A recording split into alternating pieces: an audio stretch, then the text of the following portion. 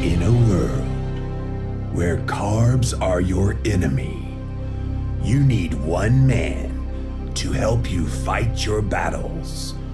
That man is Jimmy.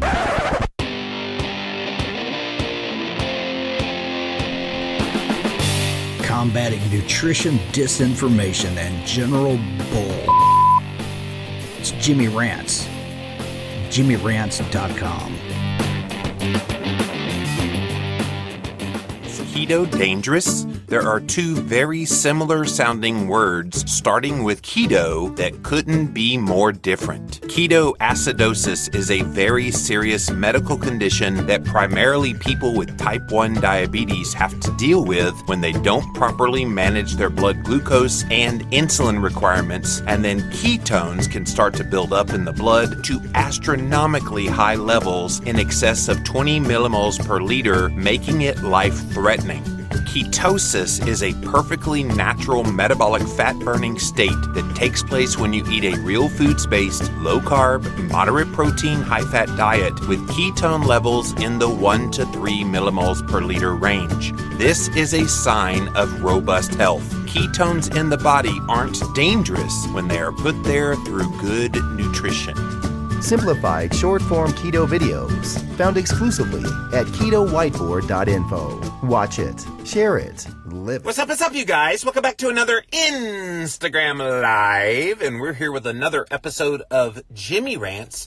JimmyRants.com is the website. Here's how the fun begins. We start off on Instagram, so if you're not following me on Instagram, go follow me now. I'm at Livin' Low Carb Man, LIVINLOWCARBMAN. Once you are there, you can engage live in the content on Instagram, just like Lit Upon and Texas Livingston and Metal Maiden. All of these guys are coming in right now with many more to come.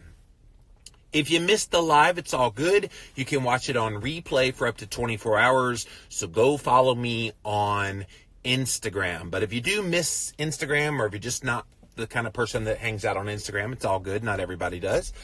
We do put all the past episodes up on YouTube where they're permanently archived. So if you've missed any of the 240 something episodes that I've done so far and counting, then go check it all out on YouTube. Type in a keyword search Jimmy Rants. You will find the show. Finally, we make a podcast out of this show as well, which has the best of the best moments of this here show in podcast form. It's on Apple Podcast as well as Stitcher. JimmyRants.com is the website. Today's Jimmy Rants is one I really wish I didn't have to do. It's also one that's probably going to be one of the hardest for me to do. And let me tell you why. There is a gentleman that has been out there, and a lot of you that are brand new to the keto world over the past couple of years, you may not know as much about this person I'm going to talk about here today as someone like myself who's been in this space for 15 years and kind of watched people all along the way get in this space and do what they do. So one of the most famous names in this space of health about 10-ish years ago is a guy by the name of Dr. William Davis.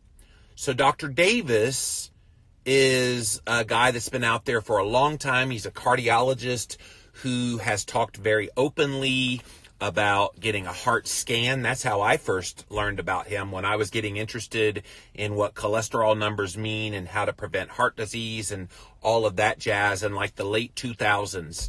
And I remember interviewing him on the Livin' La Vida Low Carb show and how articulate he was. I was just very impressed by all the knowledge he had to share about cardiovascular health. And I started getting heart scans done, and I'm glad he put that on my radar screen. So he was the one that was really pushing that hard. Then we invited him to be a guest speaker on the 3rd annual Low Carb Cruise, something around 2010-ish, somewhere around that time. And he came and spoke on the Low Carb Cruise. We had a great time, and it was just all good. And then about a year or so later, he came out with what would become what he's most famous for. You may have heard of this book called Wheat Belly. And so he's the guy that wrote Wheat Belly, and he really exposed all the dangers of modern day wheat and how it has wreaked havoc on our health. So over the past few years, I have noticed that Dr. Davis has taken a turn in his thinking about low-carb ketogenic diets. And so he's subtly put out there little messages here and there, a la, dare I say it, Jillian Michaels, because she started off kind of softly saying little things about keto, and then she went full bore. Well, Dr. Davis did the same thing. He started putting out little signs of, well, long-term ketosis is probably not the ideal state, but in general, it's probably a good idea. Okay, good. So then he goes on Dave Asprey's show several months back, and he makes similar kind of comments. Well, I think these people that go on a long-term ketogenic diet, they're doing more harm in their health than they need to. And the keto world, they lose their minds when I say these kinds of things, but it's true. And so, Dr. Davis, we're about to lose our minds again, because Jimmy Moore is about to address an article that you wrote. Is the ketogenic diet dangerous? Because I'm here to tell you, and what we're going to talk about here today is a low-carb ketogenic diet is not, and never has been, dangerous. This is the kind of thing, you guys, from respected people in the health world, this is the kind of thing that discourages so many people. And I really don't understand why this kind of thing has to be put out there in such a big way that it scares the bejeebies out of people doing keto. Well, the guy that wrote Wheat Belly is dismissing keto as not good for people to do over the long term. Oh, he's a medical doctor. Oh, he's a cardiologist, so he must know what he's talking about. And again, mad respect for Dr. Davis. I have known the man personally for over a decade, and he's one of the nicest human beings you will ever meet. But he is so dead wrong on this keto thing. So let me read the article, because this is starting to make the rounds here today. Is the ketogenic diet dangerous? By Dr. Davis. So he writes this. Answer: no, unless you do it for more than a few months. After a few months, the upfront metabolic and weight benefits will begin to reverse, and new health problems will arise. And we know this with confidence. Dr. Davis, we do not know really anything when it comes to metabolic and nutritional health with, quote, confidence. Most of this stuff that we're going to talk about that he wrote about in here, we don't have all of the hard randomized control clinical trials that shows anything of the sort. If you're just joining us, we are talking about this new article, Is the Ketogenic Diet Dangerous?, written by Dr. William Davis, the guy very famous for writing the Wheat Belly books. And he's making the claim that long-term ketosis is decidedly unhealthy for you, and he's even making the argument, we just started reading the article, making the argument that it'll make your metabolism and your weight and your health far worse, and we know this with confidence. I raise this question once again because more and more people are coming to me reporting the problems they're experiencing on keto. It may take months, even years, but the long-term consequences can be quite serious. Achieving ketosis by engaging in a very low carbohydrate, high fat lifestyle is without a doubt an effective means of losing weight, breaking your insulin and leptin resistance, reversing type 2 diabetes and fatty liver, reducing blood pressure, reversing the inflammation of visceral fat, and may even partial or total remission of selected cancers. It means taking advantage of this very natural physiological response to accelerate the benefits. So he's acknowledging all the things that you guys hear me talk about so often here on Jimmy Rants. There are real benefits to keto. So then what's the problem? What is his concern with keto? Let's go over that now. The problem comes in when people remain ketotic over an extended period of time. Because we know, he repeats it again, with confidence, that long-term ketosis poses substantial risk for health complications because thousands of children have followed ketogenic diets over the years as a means of suppressing intractable grand mal seizures that are unresponsive to drugs, seizures that lead to irreversible brain damage if not stopped. A ketogenic diet reduces seizures by approximately 55%, and because seizures are a chronic problem, these kids maintain ketosis for months to years. Dr. Davis, you are making the same mistake that led to the demise of the paleo community that I talked about the other day. Paleo went away as a direct result of quoting from research that was done in the 1920s on very, very sick children with epilepsy.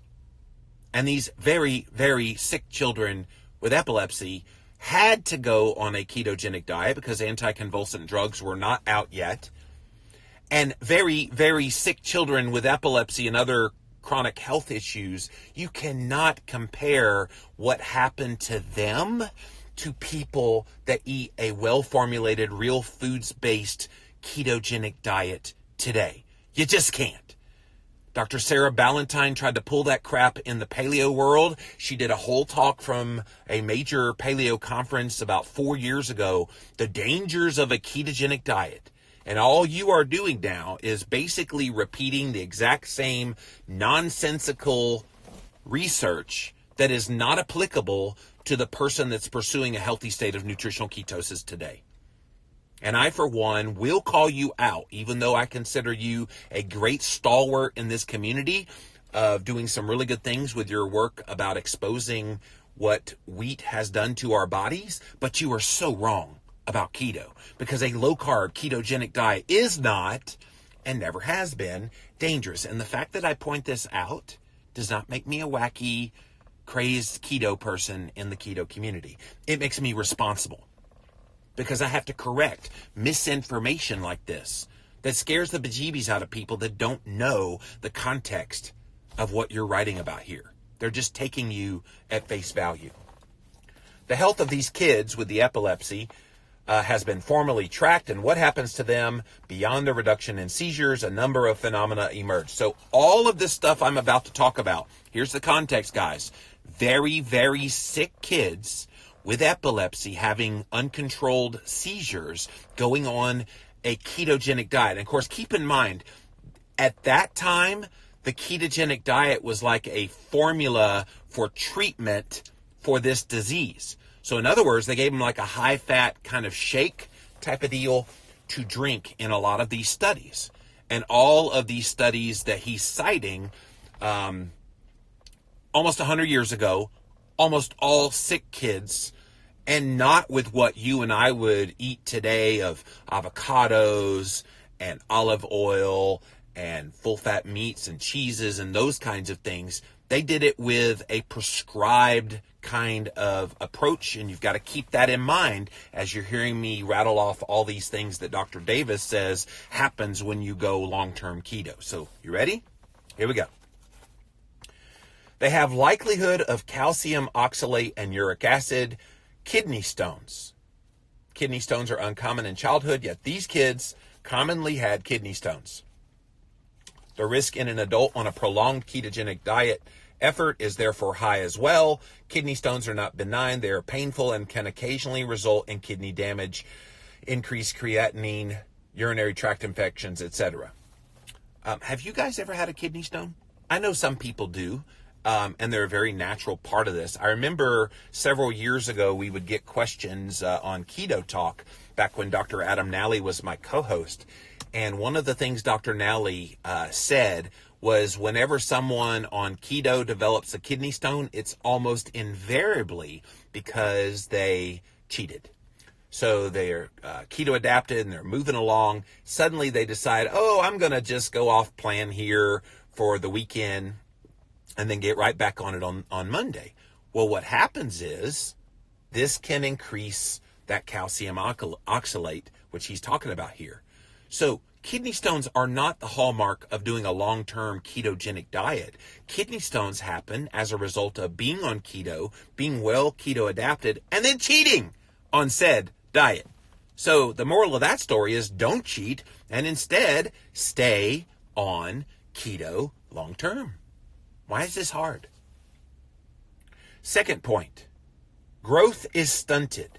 Most of these kids fail to grow normally and fall into the 10th percentile for growth or less. Adults on the ketogenic diet are no longer growing, of course, but the growth impairment that's observed in children suggests that there's something fundamentally wrong with prolonged ketosis, sufficient to impair normal growth. This isn't applicable.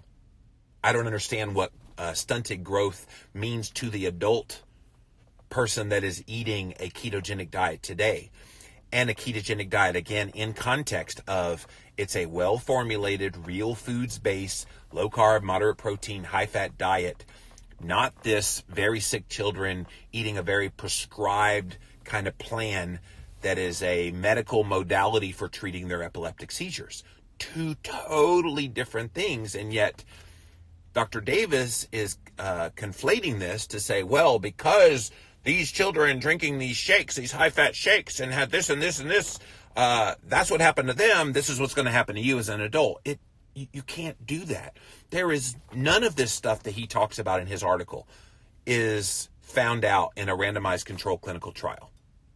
None of these. So until that data comes in, Dr. Davis, how do you say with confidence that long-term ketosis does any of these things that you're talking about? If you're just joining us, you might have seen this article come out today. Is the ketogenic diet dangerous? It was written by Dr. William Davis, most famous for his book Wheat Belly. And I have mad respect for Dr. Davis for all the work that he's done in this space. But maybe a lot of you over the past couple of years have never heard of him because you just got into keto the past couple of years. But he was a big time, multiple New York Times bestselling author with Wheat Belly and all the other accompanying books. And he's got a fabulous book that came out a couple of years ago called Undoctored, which is fabulous about getting out of the medical system and becoming your own best health advocate. So a lot of you guys are doing that by going on a ketogenic diet. And yet here he is basically dismissing it and dare say discouraging people from doing it over a long period of time. And I, for one, have seen great benefits of staying in pretty much a constant state of ketosis, hot and heavy, since about 2012. So, Dr. Davis, why haven't I had kidney stones develop if this is the hallmark of what happens when you go keto? Now, obviously, I'm 6'3", so my growth is not stunted, but I'm also fully an adult as well. But let's continue. There are occasional instances of cardiomyopathies, heart muscle disease, heart failure, as well as sudden cardiac death. The immediate causes are unclear, though at least some cases are due to severe selenium deficiency. So if you're worried about selenium, eat a Brazil nut. There's no deficiency if you eat a Brazil nut. The picture is muddied by the fact that some of these epileptic kids were fed large quantities of corn oil in the past as a means of maintaining ketosis. Nobody in the ketogenic world is encouraging people to drink corn oil. So I realize he's looking at data of these very sick epileptic children to make these conclusions, but the fact that they fed them corn oil, you think that had no effect on their bodies? Of course it did. We're not talking about corn oil. We're saying eat real whole food based fats, butter, coconut oil, lard, avocado oil, olive oil, all of these really healthy foods that make up a ketogenic diet, not corn oil. So again, it's extrapolation. Well, because they drank this large amounts of corn oil to maintain ketosis and they developed all these conditions, it was the ketosis. Well, what about if it was the corn oil, Dr. Davis? Very likely was. Nonetheless, it suggests further uncertainties exist with prolonged ketosis. No, it doesn't. It just says don't drink a lot of corn oil if you're going to go keto. That's all that says. Constipation is the rule, as virtual elimination of dietary carbohydrates also means virtual elimination of prebiotic fibers that nourish the bowel flora. Over time, this leads to metabolic distortions, including a drop in HDL cholesterol, a rise in triglycerides, a rise in small dense LDL particles that lead to heart disease, rise in insulin resistance, and blood sugar, a rise in blood pressure, even if all these parameters initially got better on the diet. This is also due to dysbiosis and lack of prebiotic fibers. While this has not yet been tracked in children and adults, we expect that these distortions in the bowel flora will, over time, also lead to heightened inflammation in the bowel and elsewhere, diverticular disease like diverticulitis, and colorectal cancer. Yes, prolonged ketosis can add substantially to your risk for colon cancer. Other peculiar gastrointestinal complications of prolonged ketosis have also been observed, such as protein-losing enteropathies. Again, show me the randomized, controlled clinical trial that shows that any of this stuff is true, Dr. Davis. And the fact is, it doesn't exist. The fact is, everything that you mention in here, we still don't have evidence for. Is including prebiotic fibers to nourish the gut flora a good idea? Absolutely, it could be. But honestly, we don't even know that for sure. Right now, I'm doing a keto carnivore type of diet with basically zero carbohydrates, with none of these so-called prebiotic fibers to feed the gut flora. Now, Dr. Davis probably thinks I'm destroying my gut health by doing that.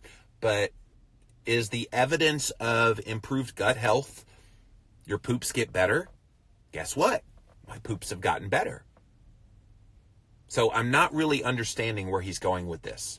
And if it shows up in these markers like blood sugar and blood pressure and inflammation levels and all of this stuff that he mentioned in here, small dense LDL particles, triglycerides, HDL, would I not see that on blood tests?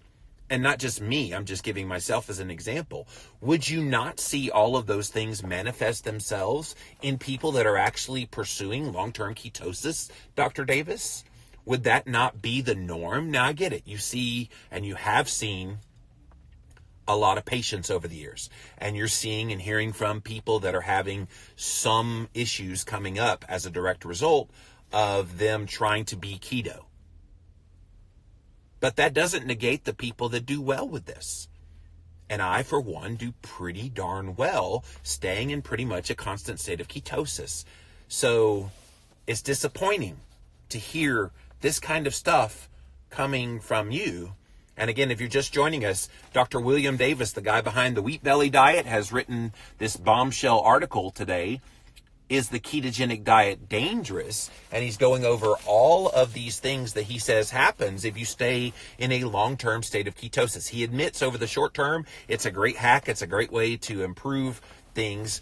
But at some point, he says you got to get out of ketosis because of all these issues that epileptic children that are very, very sick start to deal with staying in a long-term state of ketosis. And I'm making the argument that we as nutritional ketosis eaters are not very, very sick epileptic children from the 1920s. We are eating a healthy, low-carb, moderate protein, high-fat diet with mostly real whole foods here in 2019, and we are thriving from it. And we're not having these issues that he's talking about. He has one more here, diminished bacterial species diversity. Not unexpectedly, deprivation of these prebiotic fibers leads to a reduction in bacterial species diversity, especially the beneficial bifidobacteria, while E. coli proliferates. Recall that increased species diversity is a consistent marker for health. I agree, gut health is paramount in your health, and you want that great gut health diversity. But what I want to know is, okay, you eat long-term keto and you have some of that diversity go away. Could it be that some of the changes that happen in gut health when you go keto is a direct result of you're not eating certain foods that you needed that gut bacteria to deal with vis-a-vis carbohydrates? So if you minimize the amount of carbohydrates in your diet and perhaps some of those gut bugs are specifically going towards dealing with those carbohydrates, doesn't it stand to reason that you're not going to have a proliferation of that particular gut bug anymore because you don't have any carbohydrates coming in? So it's those kinds of things. And then here's the other thing. So don't stay in a constant state of ketosis, cycle in and out. What are we supposed to eat when we're out of ketosis, Dr. Davis? And I know he would say, oh, well, increase some sweet potatoes and have a little more of this starchy food and a little more of that starchy food and maybe a little bit of fruit.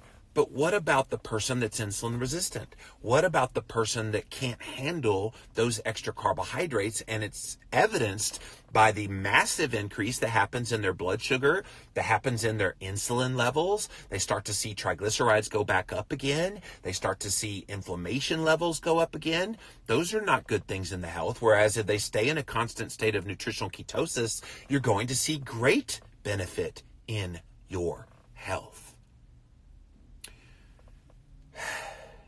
This is where we are, guys. And to me, it's pretty disgusting that someone who was very much on the low-carb end of things just a few years back has taken a turn for the worse. And this is Dr. William Davis we're talking about, and is writing this big article, Is the Ketogenic Diet Dangerous? And he's making the case that because all these negative things happen to very, very, very sick children with epilepsy in the 1920s, therefore that's what's going to happen to you today when you go on a long-term ketogenic diet. All right, let's continue.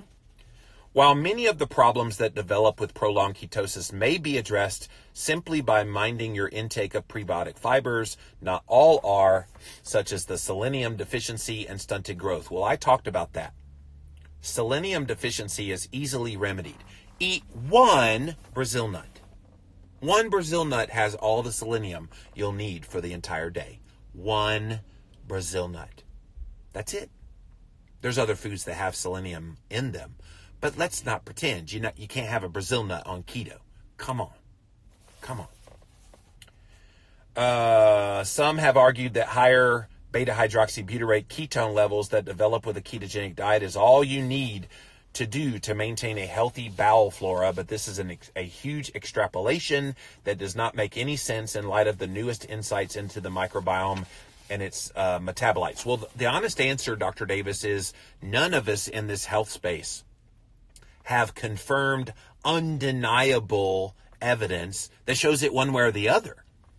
So until we have undeniable, irrefutable evidence one way or the other, let's not jump to conclusions and assume that you need to be out of ketosis in order to have all of these benefits happening, cycle in and out of ketosis.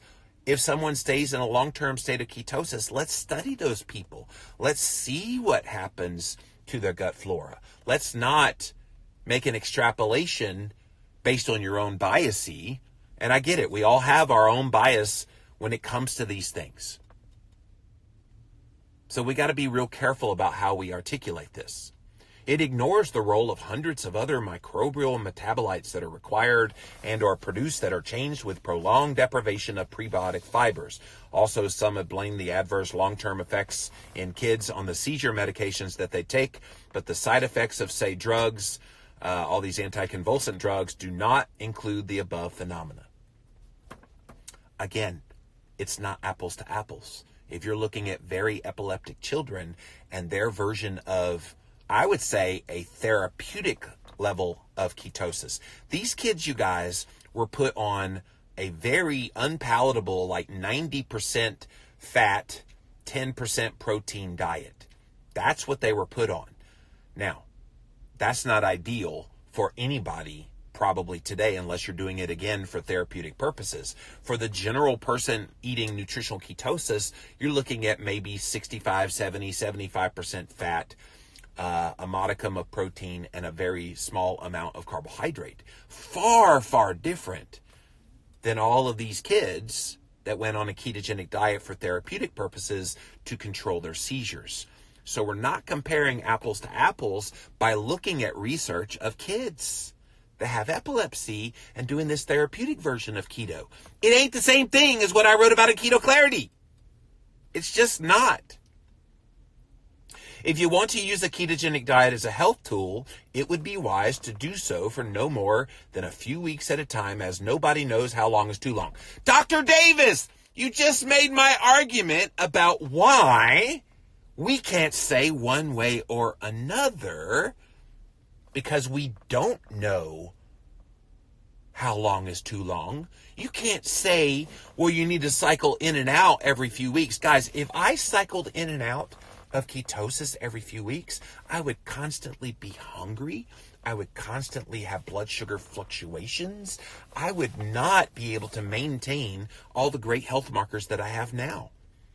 And there was a study that was put out, Dr. Westman was a part of this a couple of years ago, where they put people that are college students, metabolically healthy, got them into a state of ketosis, then had them cycle off of ketones and then try to get back into a ketogenic state again. It took them about 10 to 14 days for the most part, some of them within a week. But they did the same thing with some middle-aged women and who have clear insulin resistance, and they put them in a state of ketosis, then knocked them out to cycle them out of ketosis.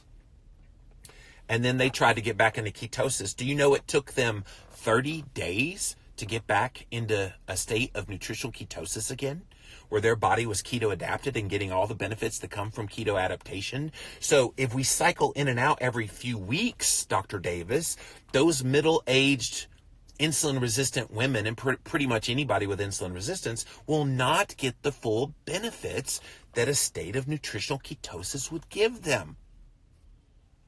This is horrible. Horrible what you've done today, writing this article. Is the ketogenic diet dangerous?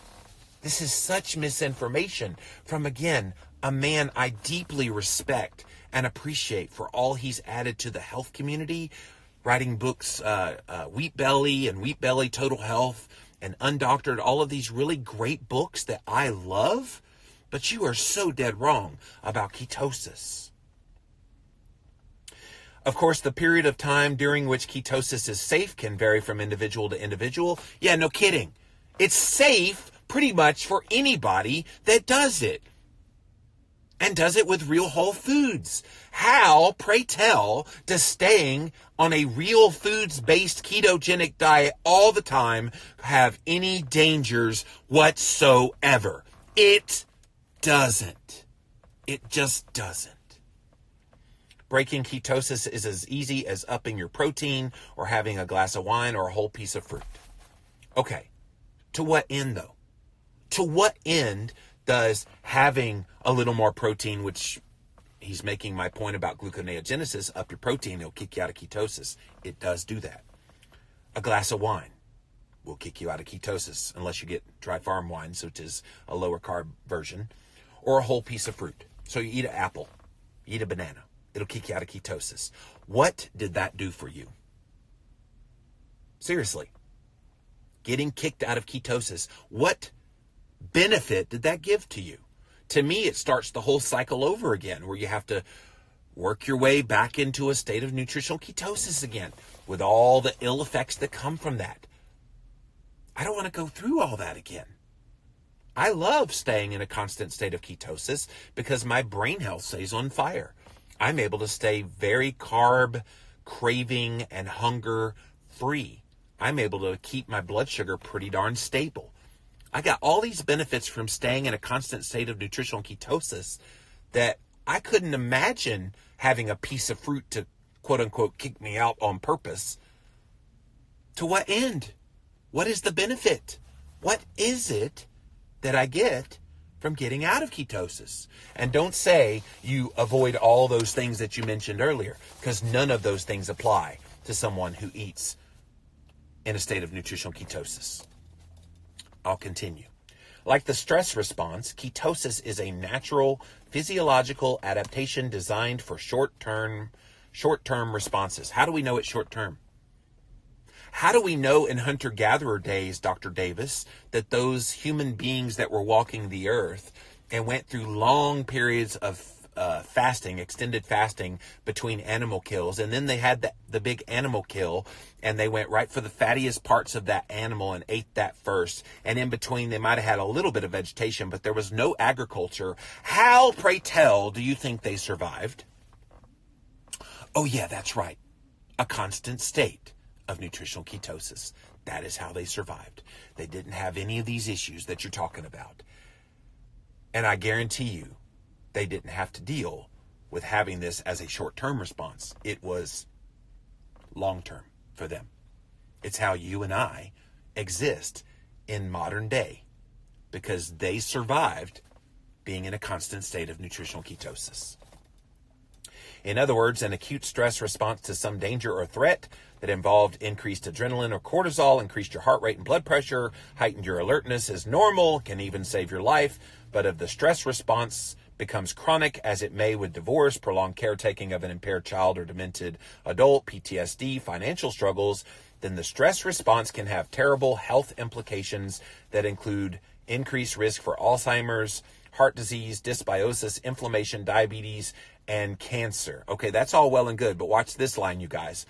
The same applies to ketosis. So, Dr. Davis, you are equating being in a constant state of ketosis as being the same as going through a divorce or having to treat or take care of a child that has special needs, or to have PTSD, or to have financial struggles or other stressors in your life. Are you seriously trying to make the argument that the same cortisol response that happens from all of those things happens when you're just in a state of constant nutritional ketosis? Seriously? Are you really going to go down that rabbit hole?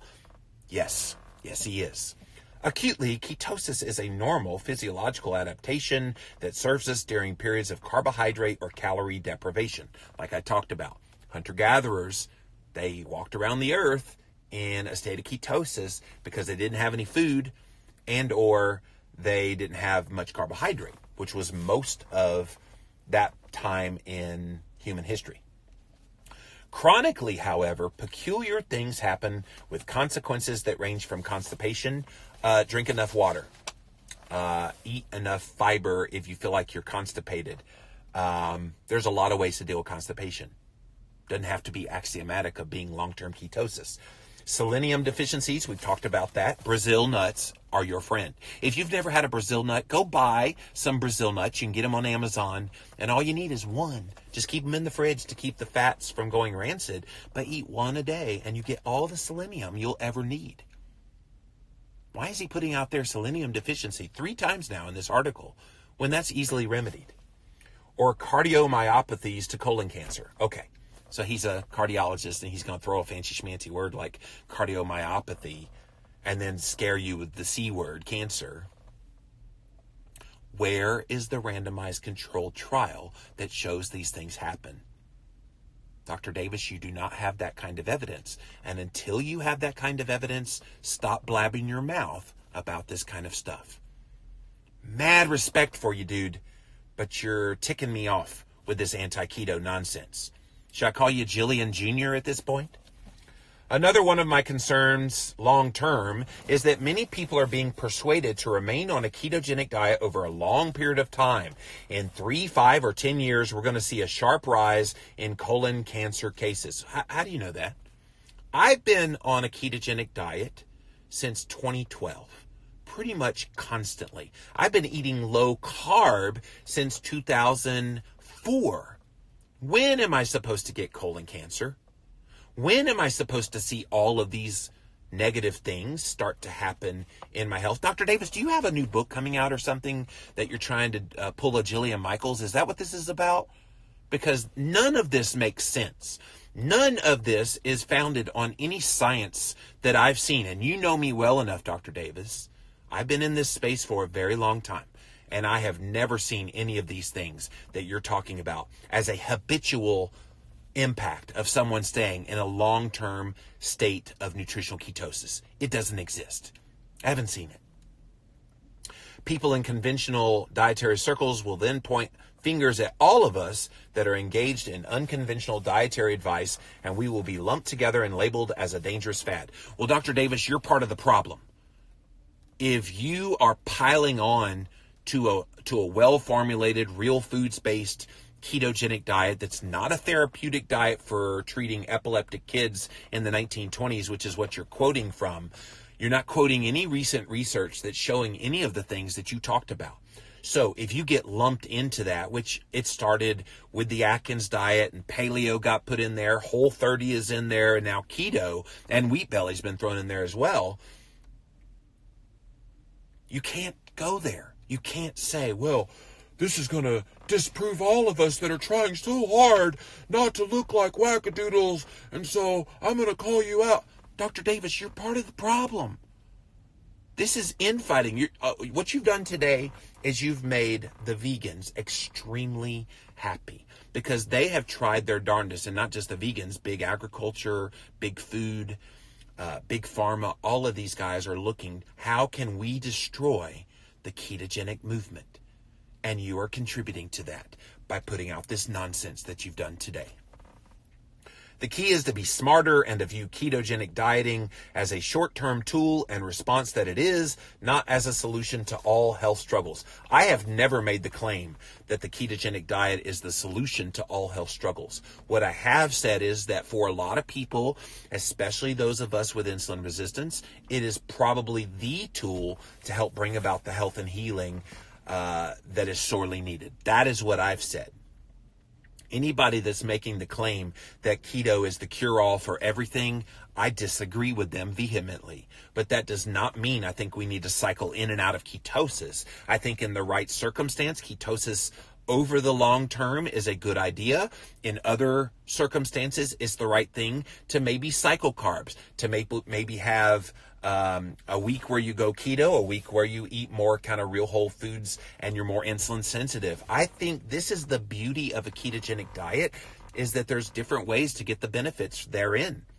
But to discourage the very people that need to stay long-term ketosis vis-a-vis people with insulin resistance and people that have metabolic abnormalities, how many people does that describe?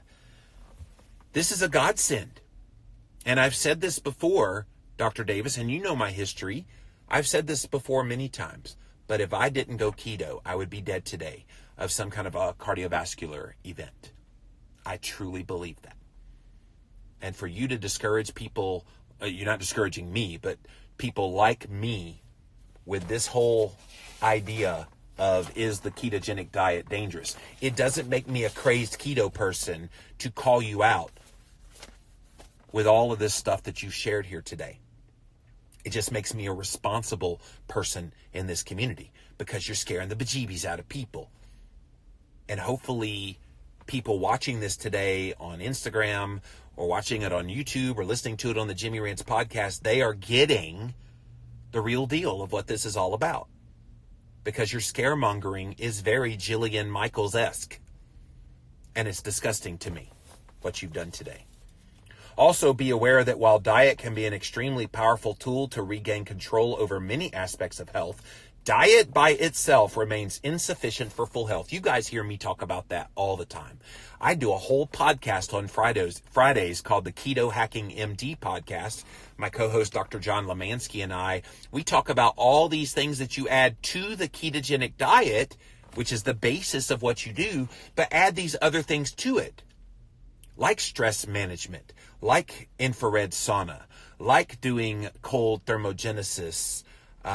So many things we've talked about on that show that go beyond the diet. So I agree with you, but he's writing it in such a way that keto advocates only think it's all about keto and you stay keto and you'll get all the health. Nobody's saying that, Dr. Davis. We're all saying that keto plus other things can be very, very beneficial to your health. So stop it with slandering us. Seriously. Just as filling up the gas tank of your car with quality gasoline helps your car run well, other aspects of your car also need attention. Change the oil, tune-ups, new tires, and on occasion, other things. So goes with diet. We must pay attention to vitamin D and iodine. I agree. Both of those big time.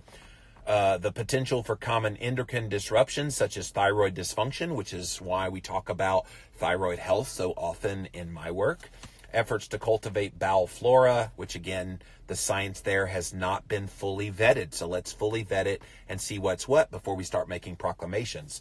And other issues. Focus on diet as the start, not as an end. Well, there's the first thing you've said in the entire article that I totally agree with. Focus on diet as the beginning, as the start, not as the end. And if we make it the basis, even a well-formulated, constant state of nutritional ketosis, if you make that the start and then add things to that, that's how you get healthy. You're preaching my message here, Dr. Davis, while dismissing the benefits that come from prolonged ketosis. His conclusion, and we're almost done, you guys. So be ketotic, but just don't stay ketotic for long, like an acute stress response. Use it to your advantage, but don't allow it to become a chronic impairment of health. Dr. Davis, you, sir, have done a great disservice to the ketogenic message. You, sir, have now become a part of the problem, not a part of the solution. And this pains me deeply because I have nothing but love for you as a human being, mad respect for the work that you've done in the world of exposing what's happened to wheat in America and grains and how it's impacted our health in a very negative way. But you're doing the exact same thing with your dismissal of keto. And yes, I know you still love it for the short term, but when you dismiss it as a long-term health healer, which is what it is for so many of us dealing with insulin resistance and other issues, you are discrediting all of the good things that are happening to people like me and people like so many of my Jimmy Ranchers out there. We've all seen massive benefits to our health as a direct result of pursuing a long-term state of nutritional ketosis. Jillian Michaels Jr., guys. I don't know how else to say it. So the bottom line in this Jimmy Rants is a low-carb, ketogenic diet is not, and never has been, dangerous or harmful to your long-term health. All right, let's see what you guys have to say. Welcome in, welcome in. I just had to respond to this one today, you guys, because so many people were seeing that from Dr. Davis, and I knew you would expect me to come on here and rant about it, so we did today. Have you seen Dr. Davis's blog post? Yes, Mitzi, that's what we did here today. So, you need a big fat no stamp for these articles. Yes, I do. I need to have like a big red no that I can just stamp over it. No. Thank you, Liz. That's great. Bonnie Lene, confidence. This group alone has people that have been doing keto for many years. Yeah, I've been low carb since 2005, so 15 years, 2004, 15 years, and hot and heavy in keto and pursuing a constant state of nutritional ketosis since 2012. So that's 7 years. According to Dr. Davis, I should have colon cancer. I should be 5 foot tall. All of these things they said in this article. My fatty liver disease got reversed, says Ashton, and my type 2 diabetes has been lowered to the pre-diabetic level. No complaints or worries here. Yeah, you're an anomaly. You can't have possibly done that in a constant state of ketosis. Just no way, Ashton, that could have happened. Thank you for talking about epilepsy. They are the proof. Thank you, Bonnie. Yeah, the unfortunate thing about the epilepsy studies that have been put out there is a lot of them were done many years ago on very, very sick children when there was no drugs involved at all. And so that's the science that Dr. Davis is citing. It's the same thing that happened in the paleo world. Dr. Ballantyne, Sarah Ballantyne, when she did her big anti-keto rant from a main stage of a paleo conference, that's exactly what she did. She cited all this epilepsy science. There's no science on people that are generally healthy eating a state of nutritional ketosis that shows any adverse effects like what was described here today. Steph says, thank you for your mission, for bringing truth to the world. These kind of keto slamming articles are just going to keep surfacing more and more. Keep up the good fight. Steph, that's why I'm here. It's one reason that I wanted to start this Jimmy Rants show is I wasn't seeing anybody when these things pop up be able to answer really fast. So I'm on here a couple times a day. So if something pops up, invariably I'm going to see it and we're going to rant about it. DD8878 says, if it's so dangerous, how are we all still breathing? We didn't die off. And that's the thing. They use words like dangerous, and it just discourages people because they're like, oh no, I've only heard good things about keto. Why is it dangerous? Doc, he's a medical doctor. He's a cardiologist. He wouldn't lie to us. Yeah, he would. Yeah, he would. Kim says, I have friends and family who won't try keto because of things exactly like this. And Kim, that is exactly why I rant about this kind of stuff, because it disgusts me that we're discouraging people from eating real whole foods, which is all keto is. Get them on real whole foods.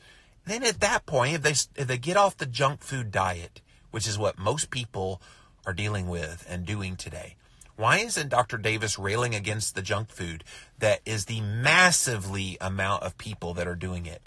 Why don't we tell them to cycle off of that junk food diet and on to something that's real whole foods? I'm just not understand the vitriol about calling it dangerous to be on a long-term ketogenic diet when the real danger in diet is the standard friggin' American diet that is causing so much health damage, far beyond anything a ketogenic diet would ever do. Perspective. What are we doing? Why are we railing against a good, healthy diet when there's much bigger fish to fry out there? I had kidney stones when I was not on keto, says Bonnie. Exactly. Kim says, my husband has kidney stones all the time, but he's not keto. Exactly. It's not a hallmark of a ketogenic diet. Val says, I'm disappointed in Dr. Davis for this. Wheat Belly was one of the first books I read when I started researching low carb. And again, he's been a stalwart in the low carb message, and ironically, the ketogenic message. Dr. Davis was a featured expert, a moment of clarity quote expert in my book, Cholesterol Clarity. And I think he was in Keto Clarity too. But he's been out there a long time. And then, of course, the success of his Wheat Belly books, multiple New York Times bestselling author. He's had a huge influence on this space, which is what makes this so hard for me today, because he's just so wrong about this. I smell money involved with Dr. Davis somewhere in this. Well, Melzel, I can appreciate that cynicism. He made plenty of money from the sales of his Wheat Belly books. So I can't imagine it was money that was involved here. I just, in my mind, there's no way I could imagine that would be the motivation here. I don't know what his motivation is. If he's trying to pull a Jillian Michaels, I guess we'll find out if he's selling a book and trying to market a book by being controversial, talking about keto. I don't know. I don't know what his motivation is. Lidapon says, love your rants, but have to see a patient now. We'll catch up later. Well, thanks for being here. Appreciate you checking us out. Kathy says, sauerkraut for gut flora. Yeah, there's so many ways to feed the gut flora that doesn't require you to get out of a state of nutritional ketosis, which is what he's claiming. Get out of a state of nutritional ketosis, have some starchy, resistant starch carb. Might knock you out of ketosis, but you can feed your gut flora and blah, blah, blah. Okay, great. We don't know that, though. We don't have any randomized controlled trial that actually shows that. He says this is a conclusive study when he's only targeted one select group. That's not conclusive to me. See, Ashton, you're getting right at what I'm talking about here today. He's so verifiable in all of this information when at the end of the day, we do not have verifiability on any of this stuff. So glad you did this episode. Thank you, Bonnie. Liz says, I haven't read his books, but is he trying to promote his way of eating? I just don't get it. Well, his way of eating, if you look, Liz, at his original Wheat Belly book, his way of eating was a low-carb diet. So he's a big fan. And like I said, he came on the low-carb cruise as a featured speaker before Wheat Belly came out in 2010. He came on that cruise and was a great speaker. I had him talk about heart health and the CT heart scan and all the stuff that he was doing at the time. And it seems like over time, he's just made this shift over to being concerned about gut health and adding in resistant starches and all this other stuff that he's become a little bit blinded to people like us that see benefit from long-term ketosis. Sam says, doctors told me that for literally 40 years, right up to 300 pounds now, I'm going to be keto for the rest of my life. I'm sick and tired of being sick and tired. Yeah, and you're not alone. And you're the perfect candidate for staying keto for life. A lot of us are. I plan on it. I get to have a massively clear mind every single day on these Jimmy rants, thanks to a constant state of nutritional ketosis. Val says, did Weight Watchers pay him off? George says, no one person has this keto 100% correct. It affects me, but I eat very small doses of prebiotics. I'm still in ketosis. And that's the thing, George. Dr. Davis says, get out of ketosis so you can then eat the prebiotic fibers. And I say, why not both? You can do both very, very efficiently. Mary says, Dr. Davis has officially jumped the shark, just trying to protect his brand instead of protecting people.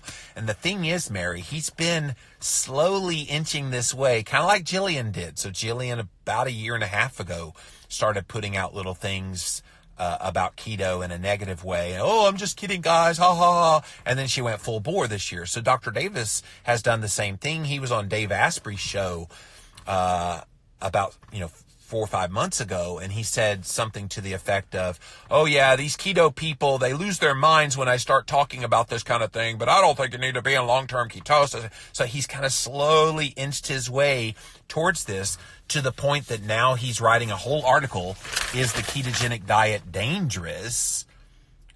And people are just freaking out about it. And I'm here on Jimmy Rants to add, all pun intended, a little bit of clarity to this conversation. George says, prove it, Dr. Davis. Exactly. Prove it. There is no evidence that supports what he's saying. I love Brazil Nut says LAL Mirez. And yes, one is fine. I was also selenium deficient and it was affecting my thyroid. And see, there it is. Get plenty of selenium from just one Brazil nut and you start to normalize some of the endocrine issues like the thyroid that he mentioned. Bonnie says you need to have him on your show and confront these issues and see where he's getting all of this information. It just deters people that want to do keto with fear.